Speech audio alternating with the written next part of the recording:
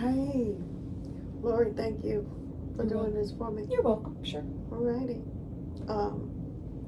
And I'm looking forward to this. I just don't want to show much of myself physically Why?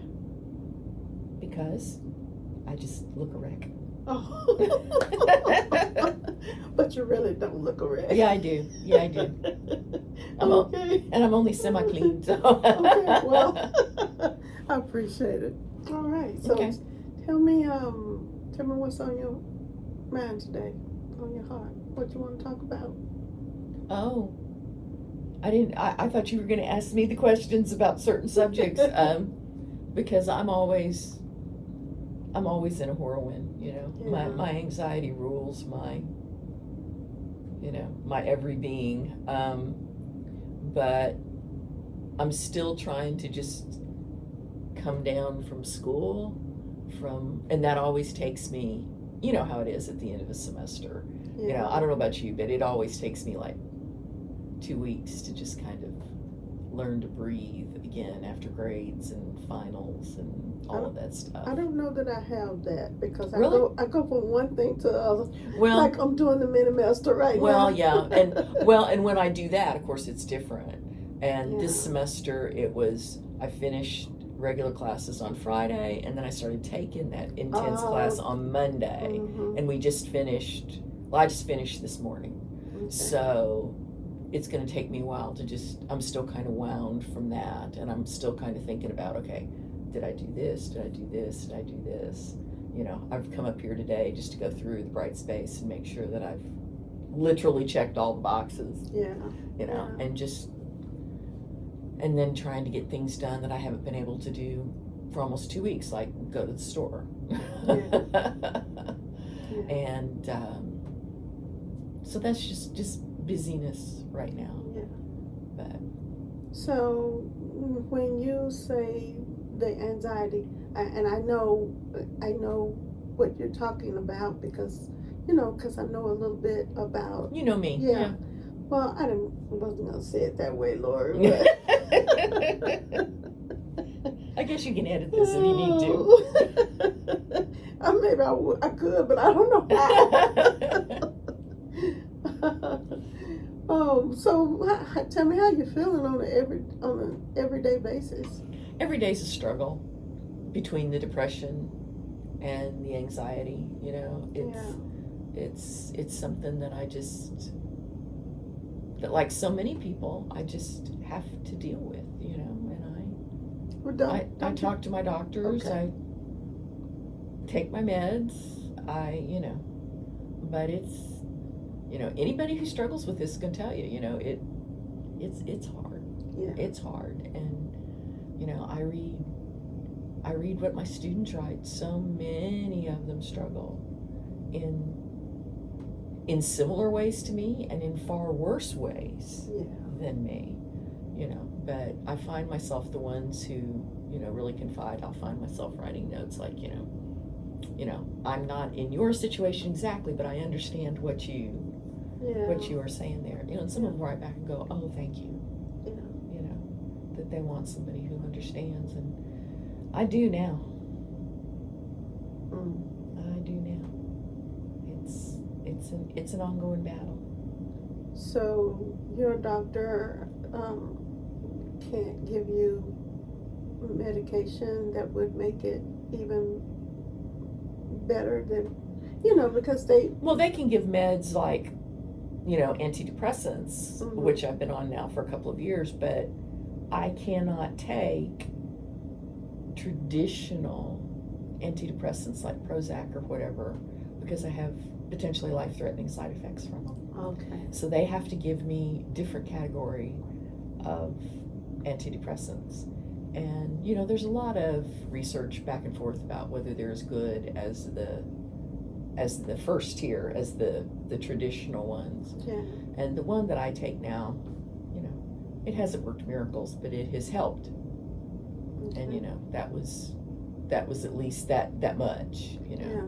And then for anti-anxiety, last doctor I saw, he said, well, we've tried just about everything on you. because a lot of them deal, you know, with serotonin in your brain. And that's what caused the horrible side effects for me. I can't do it. So there are only certain kinds I can take. And of course, they're controlled substances, and they're, you know, everybody's all shaken up about that now. And the last guy that I saw, I was like, look, I've been taking these off and on for years, you know, and I've had multiple doctors. I'm not addicted. I'm not an addictive personality. But, you know, they now have to go through all the paperwork, i.e. it just makes it harder to get your medication. Yeah. You know, you have to fill out paperwork this thick, but at least I have it. Okay. And it helps to some degree. But for people like me, where the anxiety just, it's kind of like like a locomotive that just goes through you every day, you know. The medicine has a lot of work up against it. Have you thought about, I'm sure they probably recommended this or whatever, have you thought about, this is the wrong word, but getting addicted to something else, like working out? Oh yeah, I've tried yoga. I've tried meditation. I'm one of these people. Yoga just bores me to tears. Did you have a good teacher though? I've had some people. I have had multiple teachers in multiple places. I tried it for years before I came here. I've had some very nice teachers. The trick is finding a class that is as basic as I am. You know, because I've gone into classes where they're way too advanced, you know, and I come out all, you know. Yeah. But I found one here in town that, you know, wasn't too expensive, and, you know, it was okay. It was a beginning class, but, and I've had other people, we've talked about this. It's like, you know, you're supposed to just let your mind go and just let it all go. You know, I'll be sitting there thinking about, why is this taking so long? It's hot in here. You know, I have turned into a person, unless, you know, I can focus on my work, you know, but everything else, I'm just kind of scattered all over the place. I've tried meditation, and I'm the same way. Why is it hot in here? Why is the person next to me humming? Why is the person, you know, exercise, I'll admit I'm bad about exercise. Exercise bores me. I've tried it off. I've joined gyms that, you know, I am the classic, I'll join the gym and then quit going so I lose my money kind of person, you know. So I joined the cheap ones. But, and walking, you know, I've tried it all. Have you tried it for a period of time though? Yeah, I have. I've done yoga off and on, you know. Like last yoga class I signed up for, I did off and on for a year more, you know. I'll give it a chance. Okay. Because a lady was just telling me last week about how yoga had changed her. You know, and life. it does for so many people, and, you know, I envy that, and, you know, but it just never has for me. I did it in places before I moved here. I tried it in multiple places here. I tried different levels. I've tried, you know, and it just does. Even before I started having, you know, the depression, anxiety issues, it was like, you know, I'd lay there and go, I'm hungry. I'm hungry, you know, and we need silence. And undoubtedly somebody's stomach could be growling, or somebody, you know, and I just, and you just pick up on I would, you know, and I'd think, you know, it's like, okay, how much longer do I have to do this? Yeah. You know, I don't know. Maybe if it was like a one-on-one session with somebody, you know, maybe if I wasn't in a room full of people. Yeah. I never thought about that, but that's probably something I couldn't afford. I'd have to look for somebody, you know, to meet me one-on-one. But I guess that's an idea, to cut down on the distraction. Yeah. Because this lady was telling me about a place in town, and you may have been there before, called Yoga 8. That's where I went. Okay. And they have all levels. They do the stuff where you hang, where you do yoga, like you hang from, almost like gymnastics, you hang from wires, from from cables on the ceiling, and you That twist would and not turn. be the one. And they do. Not for me.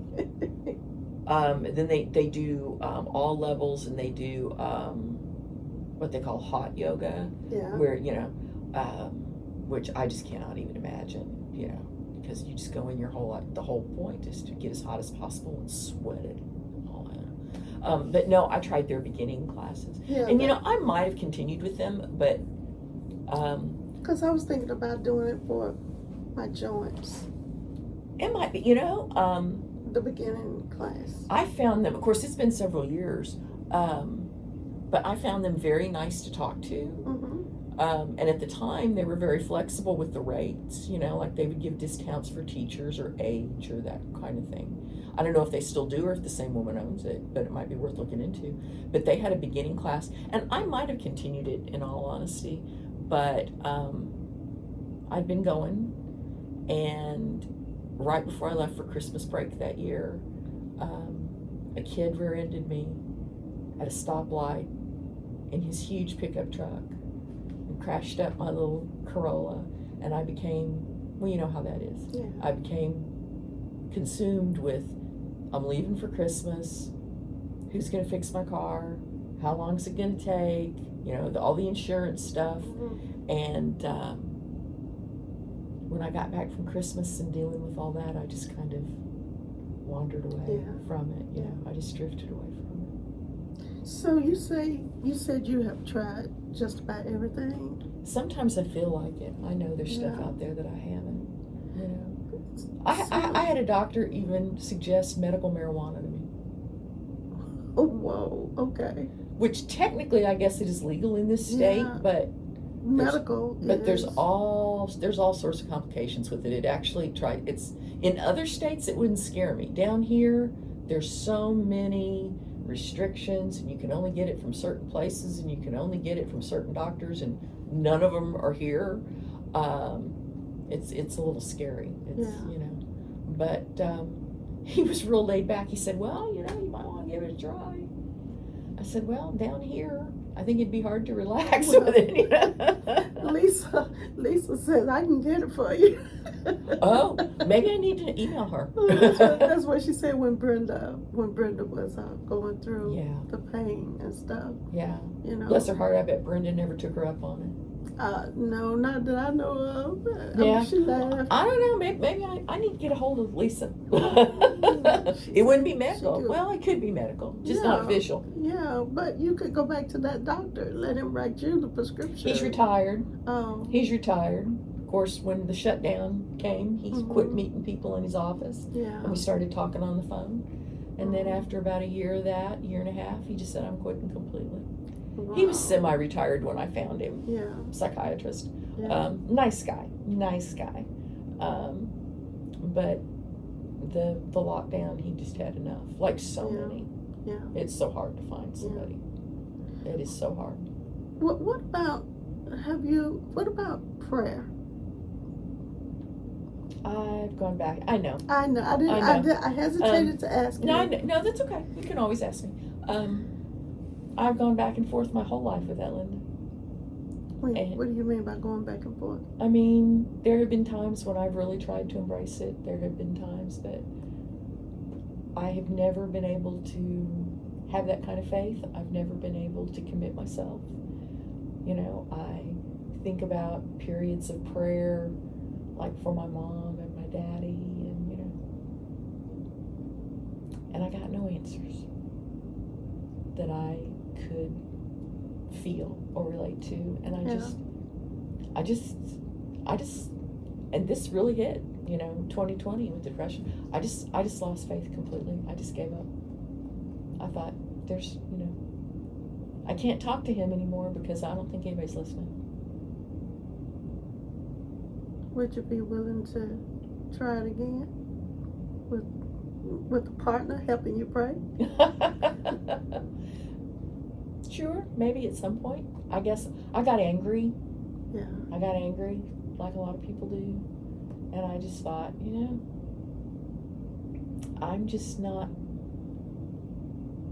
I'm one of these people who just has not been able to develop their faith strongly enough. Yeah. And I'm not one of those people. I guess I'm just one of those people who feels forgotten. If I'm being brutally honest. Yeah. Does that make sense? Yeah, it makes sense. It makes sense. You know? But, you know, I grew up in my grandparents, my mom's, you know, I grew up with my grandparents, both sets of grandparents just right there, you know. Mm-hmm. And both my grandmothers were quite religious. Mm-hmm. Not so much my granddaddy's, but both my grandmothers and my grandmother and grandfather, my mother's parents, who lived right there in town. You know, generations of my mother's side of the family had been in that same church. Yeah. You know, but and when we were growing up, you know, my grandmother would want us to go to Sunday school and all, and we'd go. But neither of my parents went through periods where my dad was a deacon for a while, you know. We were baptized. I sang in the choir for a while, you know. But it was always this kind of back and forth, off and on sort of thing. We were never, you know, when my dad, after we lost my mom, you know, and he was ill in those last years, like, he started going, you know, after we lost mom. It was hard for him, but he'd go on Sunday, and I think he went for the social side of it, Mm-hmm. you know. Mm-hmm. And I was very glad of that, because, you know, it helped him with, you know, and there were people that he'd known his entire life, you know, that, you know, I'd known my entire life, but then he became too ill, he couldn't do it anymore. And then when he went into a facility, they kind of forgot about him. And I went to the church a couple of times and said, you know, I know you all make visits to nursing homes and facilities, you know, my daddy could really. And, you know, they'd given a lot of money to the church over the years for various projects and all. And they just kind of forgot about him, and that made me angry. Yeah. That made me angry too, which I think has always been kind of in the back of my mind, you know. But, you know, he always liked to go at Christmas, you know, and he always liked it when my brother and I were home, you know. But they kind of forgot about him down there. When you said that you feel like you're one of those people that has been forgotten, what do you mean? You meant because you pray and you feel like he's not listening? Mm-hmm. Okay. Yeah. That. Would you consider being remembered if I say that there are people that never forget you and they pray for you all the time? That would mean a great deal to me. Because this is something I know. I know there are 3 people, at least 3, maybe more, but I know there are 3 people who, those 3 people pray for Lori Watts all the time. That makes me want to cry. And I'm serious. That is Linda Crawford, Arvid Scott, and Linda Doolin. I know that for a fact. That means a lot. That means a lot. It really does. It really does. And, you know, so you three, you know, forgotten. I've known you 3 for years and years and years, and I know you all, you know, are faithful, and I just look at you and I think, you all have a better line of communication than I do. I've always known you have, you know.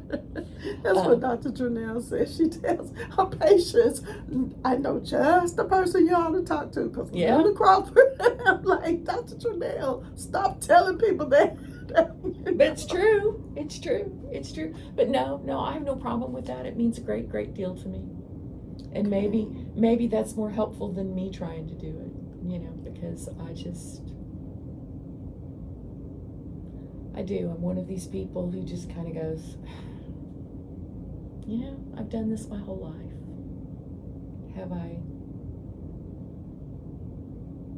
And what have I seen? Am I missing something? Have my prayers been answered and I not realized it? Sometimes that is the case. You know? Sometimes you know, I think about that. Mm-hmm. But then I think of things that, you know, just because we have all prayed. Even, I mean, I have always prayed, and we have all prayed and not gotten the answer that we want necessarily. Sure. Oh, yeah. You know, but we've gotten several things. We know that the Lord is the one who is keeping us in the blessings that we have, you know. And I know that we have disappointments. We all have losses. So he may answer, and it may not be the answer that we want. I mean, when you remember when my pastor's wife died, Anna, and we prayed so, and we just knew that he was going to raise her up. But then I had a dream one night, and in the dream, she was almost like floating and just happy. You know, that is weird that you should say that, because it was when, I don't know if you remember or not, but my mom got sick real fast. Yeah. And we lost her real fast. It was all within a month.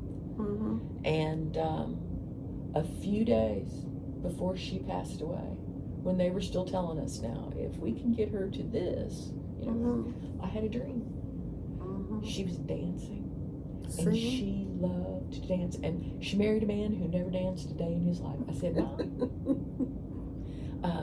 you know, they go to, you know, when we were kids, when we were younger, you know, they'd go to, you know, gatherings or whatever they're saying. But she danced with the other guys, and Daddy had said, because he wouldn't dance, you know. He loved to watch other people dance, but he'd never, ever, ever do it. And I had a dream. She was dancing. She was dressed in her favorite color. And she was laughing. And she was gone 3 days later. And having a good time. She was laughing. And you know, I woke up and I didn't know how to feel about it. You know, I didn't know how to feel about it. Because there's still this part of me that was thinking, okay, if we could just get her through this hump. But then there was this other part of me, you know, she was already in the nursing home. It was horrible. We didn't know how we were going to pay for it. I knew that somehow, that if she let go, it would be a blessing for her. It would be horrible for us. But then I had that dream, and I woke up, and I forget most dreams. But Linda, I can still see them. And you know what though? That was the Lord answering you right there. He was answering. He was letting you know that she was going to be happy and that she was going. He was letting you know. I thought about that. I thought about that. And you know, my brother is, you know, we jokingly call ourselves, you know, pagans and heathens. He really is, you know, even more so than me. And but you know, we've talked about, you know, dreams and, you know, and we're both, you know, we know basically the psychology of dreams and all. But then there are those ones that, you know, and after she died, I had another of her with my grandparents. And I called him immediately, and he said, Lori, he said, I just want to think it was a hello. Yeah. That it was a hello. Or some little thing will happen, you know. I have a very dear friend back home in Missouri who lost his husband. They'd been together about 20 years. He lost his husband very, very unexpectedly, right in the middle of the pandemic. And it had nothing to do with the pandemic. It was something completely different. And they loved cardinals. They loved redbirds, you know. And I think it was the day of his husband's funeral. He woke up and one whole tree was full of cardinals in their yard. And you know, he's not a religious person either, but he said, Lord, he said it just, I believe, you know, something cosmic, you know. I believe that there are days, I believe that the Lord reaches out in different ways. And I believe that he lets us know that you're not forgotten.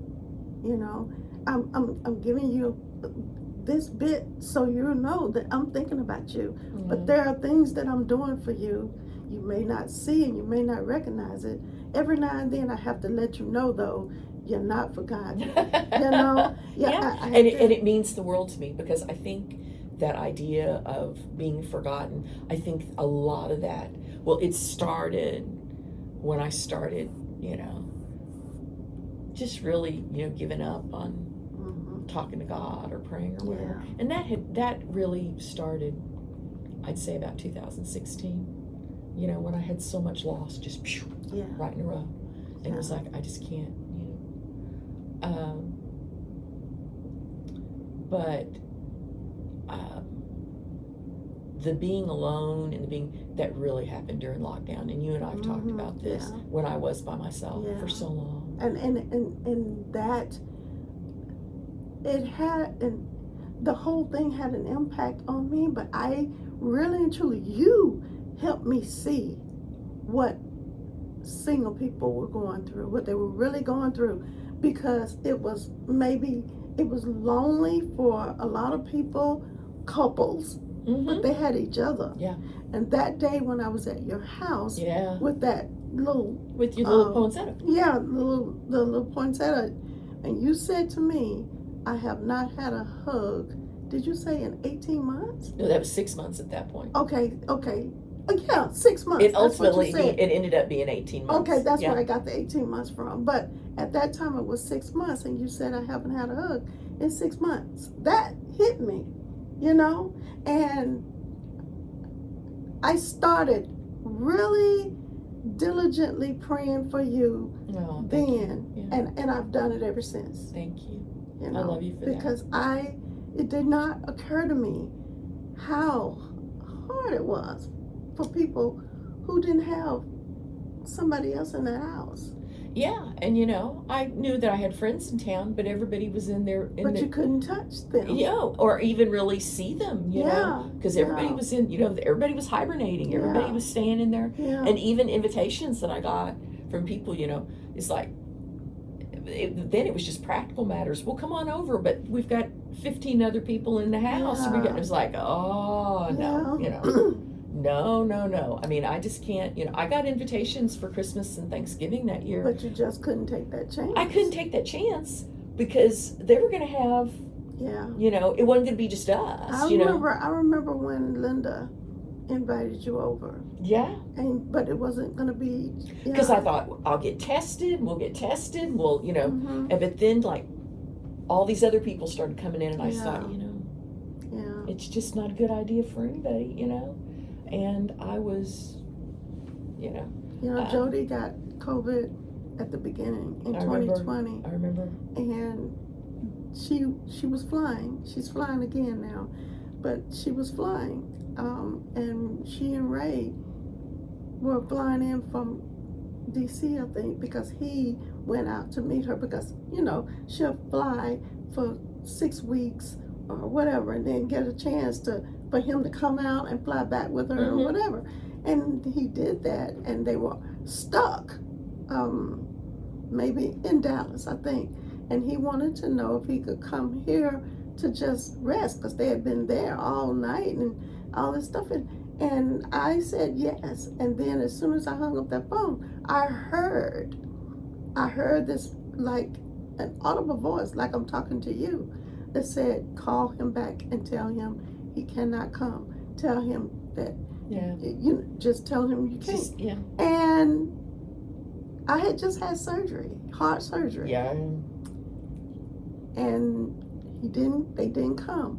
And 3 days later, Jody was diagnosed. Yeah, I just call it intuition, call it whatever you want, but you were fragile, and but of course that's your baby. Of course you're going to say, but I know so many people who just had to, they had to tell their kids or whatever, I love you, but no, you can't come. We have to wait. And my brother had to tell me that first Christmas, because I was going through my mind, we could do this, we could do this, we could do this. And he just finally, we were talking, and he said, Lori, I don't see any way we can do this safely. And he was right. I knew in my heart that he was right. Yeah. So, but yeah, no, it was, for me, it was 18 months without any literal human touch at all. But it really made me, boy, what you take for granted. Yeah. Because, we'd have lunch or whatever and go out, and it's just kind of normal just to hug goodbye or hug hello or Yeah. whatever, and not even be able to, And do, to to be do that. together. It And- was just, Even if it was to go out for a cup of coffee. Yeah. Yeah. Well, but I need you to know that you're not forgotten. Thank you. You're not. And I don't say that lightly. I'm sure there are others, and I guess I should say in our group, but I know for a fact that Arvis and Linda Doolin, and I pray for you. Thank you. We do. That means a lot to me. That means a lot to me. Yeah. I mean, I've known y'all forever. Yeah. And I always expect things to be better. And I don't care how long it takes. I know it's gonna get better. I know it's gonna get better for I you. hope so. I hope so. It Sometimes, a lot of times I don't think so. Sometimes I've even said to my brother, I am so broken. If you compare who I am now to who I was 5 years ago, I know he doesn't recognize me. Yeah.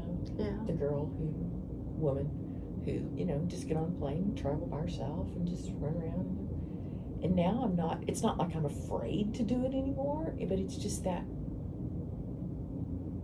something has flipped in me.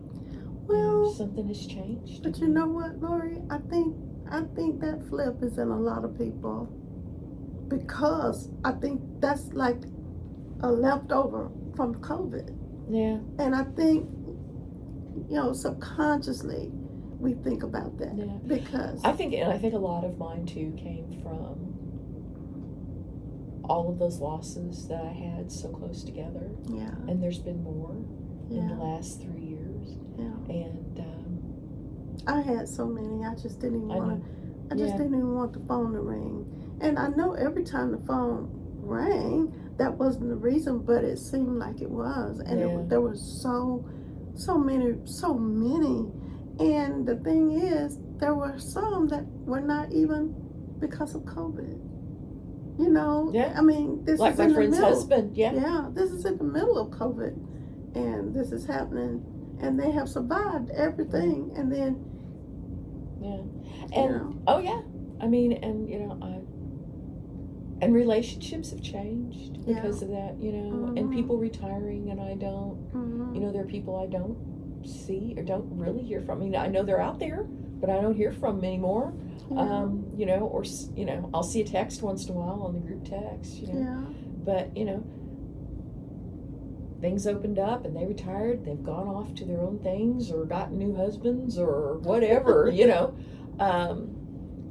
that's the natural evolution of things, but and I know I know how that feels, because everybody that I came here with, they all retired. Linda it's Lynn, Doolin, it's Lynn and me. yeah. We are now the senior people, and he and I were talking about this not too long ago. We went to a Not meeting. yet. August 11th. Then it'll be you and Lynn. Right now, it's well, me, yeah. you and Lynn. You're kind of in that technical category.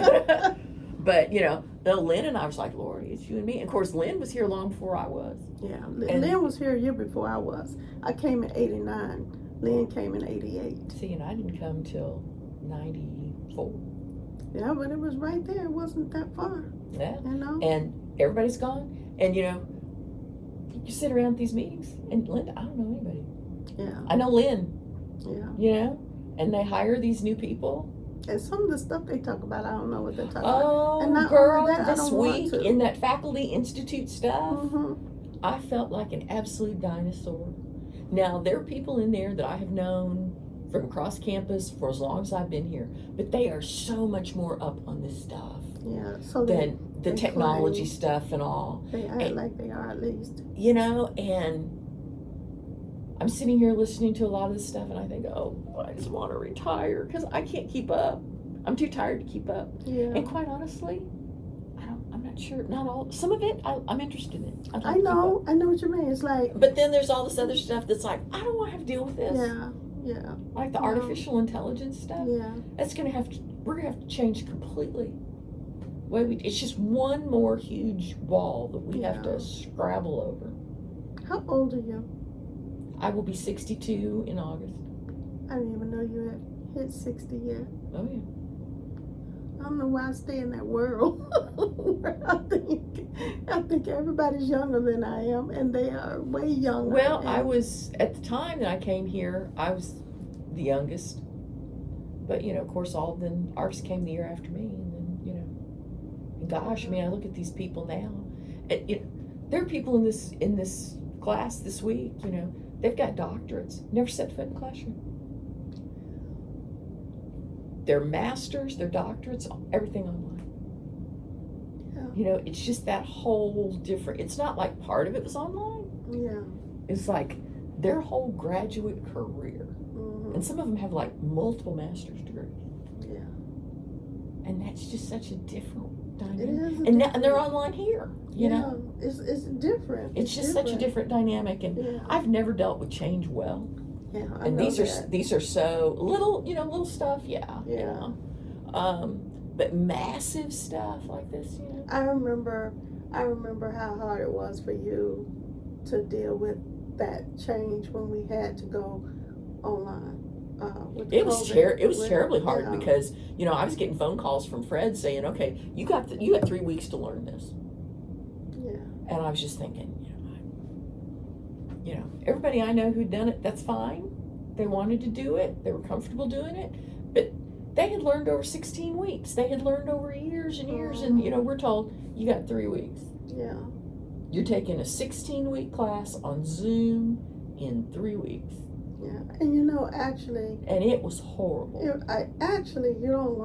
don't really learn until you're doing it. Oh, And you know, Listen. I'm still learning stuff with Bright Space, and I've been doing it for years and years, and I'm still learning things, you know. And listen, that was, along with everything else that was going on, that was just a real triggering Mhm. thing for me. Yeah. Because on the one hand, okay, you need to learn it, you gotta learn it, but you also know, I mean, I know my limitations, you know, technology is not my thing, Yeah. you know, and it was being taught in a manner, you know, learn how to do Zoom on Zoom, you know, learning how to, you know, being taught by people who already knew and took it for granted. that you know and Yeah. are not always Yeah. the best at explaining it. Yeah. And Because it's stuff they know, and they don't know. They think they're explaining it, but they don't realize they're assuming stuff. I would get off those, you know, and we'd be on Zoom for I don't know how many hours, you know. And I would hang up and I would sit and I would just cry and cry and cry. And then I just started calling around, okay, who can help me with Yeah. this outside of, Yeah. and it was Jennifer Black and Kayla Willis. Yeah. God Yeah. love them. Yeah. Those Kayla. women saved me Mhm. completely. But see, that's the kind of stuff I'm saying when you say that you were forgotten. As far as the Lord is concerned, you have to even look at stuff like that. The Lord gave you Kayla, and He gave you You Jennifer. think so? Yeah. When it's not that He's not hearing; it's that we're not seeing. We're not seeing those things that He puts there, because for some people, they don't reach out or whatever, and when they do, they are still messed up. But when you reached out, He gave you somebody. I know it's the Lord that I passed statistics. He gave me my friend Alta. I had folks here at MCC. I was in a class, and nothing was helping me because everything was assumption. Well, I need to start at the very beginning, like how do you spell statistics? Right. Yep. But they're starting here because they understand it. But Alta started with how do you spell statistics? You know what I'm saying? Mhm. And I prayed, and all of a sudden one day I remembered that last year or the year before I did a cover story on Alta, and she had a job in a man's world. She was at L3. Oh Lord. And after going through after going through Alma here and Holly and all the Jennifer Zabita's husband and all of this stuff, all of a sudden, it came to me, wait, you did a cover story on Alta. I called her and said, Alta, have I asked you if you can help me with this statistics class? And she's so soft-spoken. She said, no, you haven't, but I'm sure I can.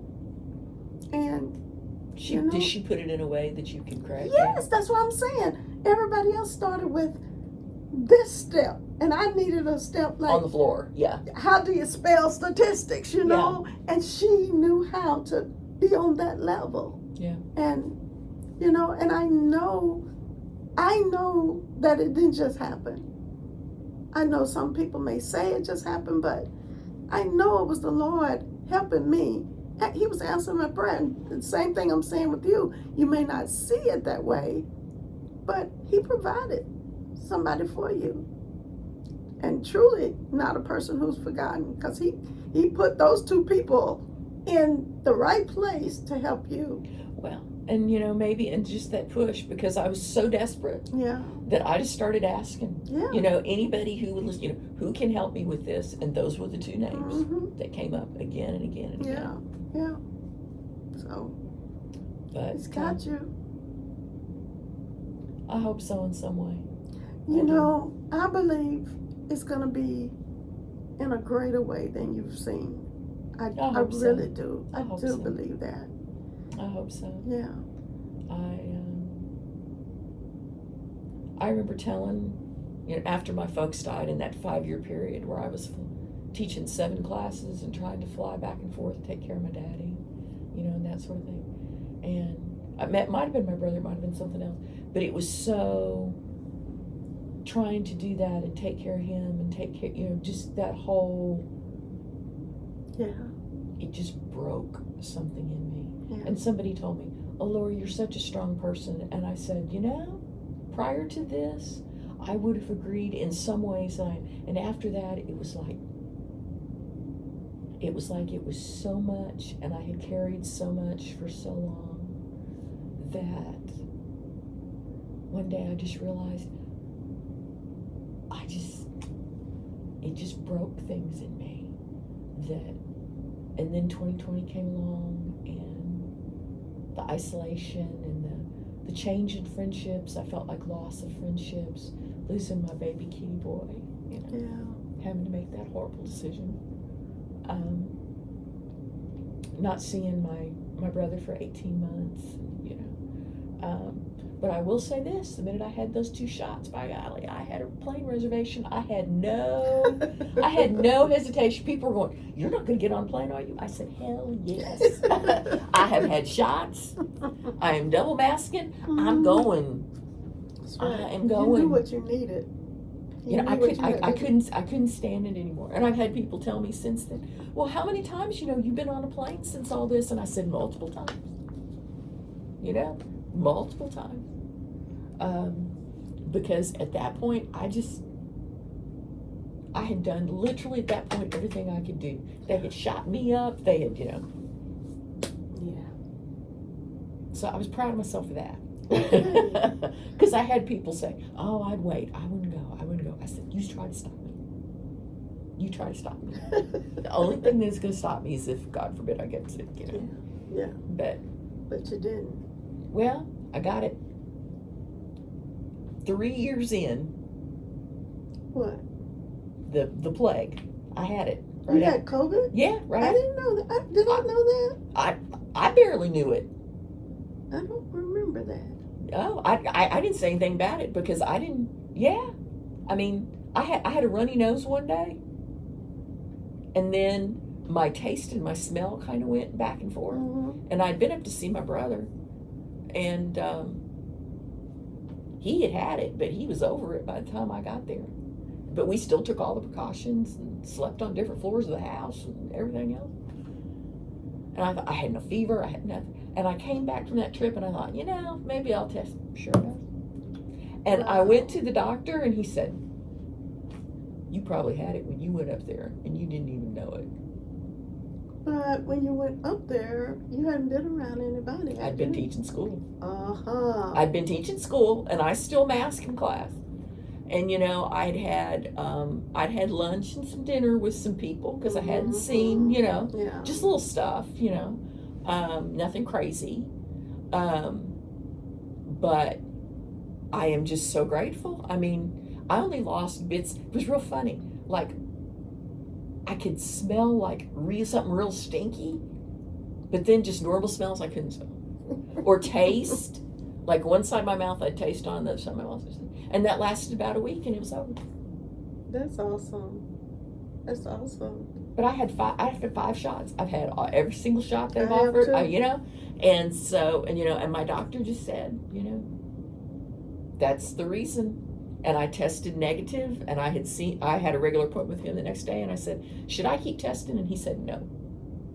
He said, you've tested negative, and he said, with your anxiety, he said, you do not need to be doing this to yourself. Yeah. He said, mask up for another week or so, just take precautions. If you start feeling bad, come back. He said, otherwise, move on.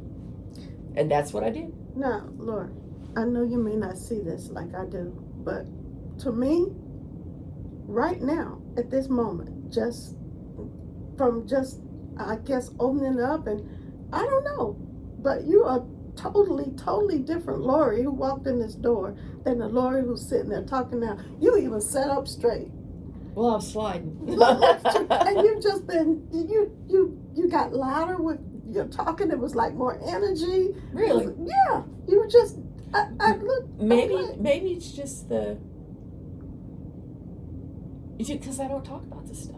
Yeah. I'll talk about it with a doctor maybe. Yeah. But most of the stuff, I don't talk about it with friends. Yeah. I don't talk about it with friends because, I become very paranoid. I don't want to burden my friends with this stuff. Yeah. And, my brother, bless his heart, I know I've burdened him, Mm. But burdening somebody with their depression and their anxiety, that's, and I've had people tell me, but Lori, I'm your friend, lean on me. You're not, you don't know what you're asking, so, well, I have family members, and I've been there. Yeah. Okay, I've been there myself, so I do know what I'm asking when I say, my number, you can call me. I've been there myself.